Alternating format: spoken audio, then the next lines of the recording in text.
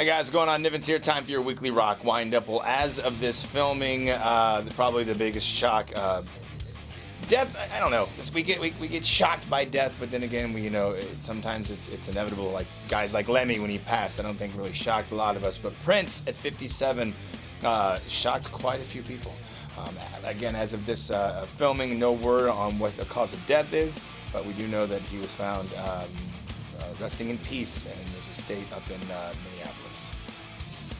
And continuing on with your weekly rock windup, I guess the big news is the confirmation of the worst kept secret in rock and roll, and that is that Axl Rose will be fronting for AC/DC for the 10 remaining shows that they have to reschedule in the States, as well as the European run for the Rock or Bust tour. Now, what will this mean for the future of AC/DC? No real word on that yet. I know Brian Johnson has spoke out a little bit about this. I think that he would like to still be able to get into studio and work on new stuff, but in terms of touring, obviously that's not going to be a possibility. But again, how AC/DC will move forward, no idea. People wonder if this will throw any sort of wrench in the plans for the Guns N' Roses Not in This Lifetime reunion show. As of now, no. They are still planning on being at Arrowhead June 29th. Well, about a week or two ago, a gentleman named Ronald Savage, 50 years old, out of the Bronx, alleged that Africa Bambaataa, of course one of the pioneers of hip-hop, basically sexually assaulted him.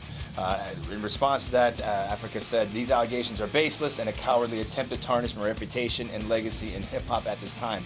Well, according to the New York Daily News, 3 more men have come forward. These allegations, I guess, would have happened something around 25, 30 years ago. New York, I guess, law, the reason why Mr. Savage came forward is because he wants to change the law. If somebody is sexually assaulted, they have to report it and take it to court within X amount of time, and he'd like to make that basically a timeless situation. So as this is an ongoing development, as more of it sort of comes to light, I'll make sure to let you know.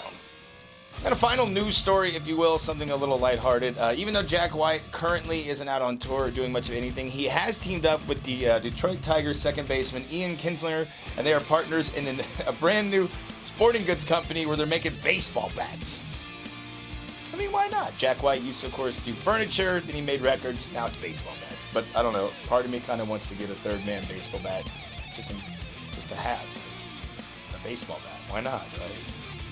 And to close out your weekly rock wind-up with just a few announcements. Speaking of Detroit, Louder Than Love, the Grande Ballroom story about so many great performers in this legendary Detroit Music Hall will be out on home video June 10th.